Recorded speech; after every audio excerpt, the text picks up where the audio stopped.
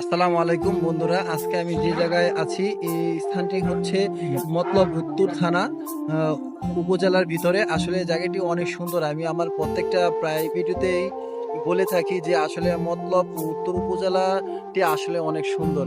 আপনারা ভিডিওটি দেখতেছেন, আসলেই উপজেলাটি অনেক সুন্দর এবং সবুজ শ্যামল একটা পরিবেশ।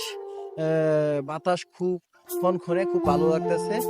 আর আমার পিছনে দেখতেছেন একটি বড় বট গাছ। আসলে এখানে উপজেলার জনসাধারণ উপজেলায় যখন কোনো দরকারে আসে, তারা কাজ শেষে এখানে সবাই একটু বসে রেস্ট করে এবং সুন্দর পরিবেশটা দেখে তাদের মন জুড়ায়, তারপর তারা বাড়িতে যায়।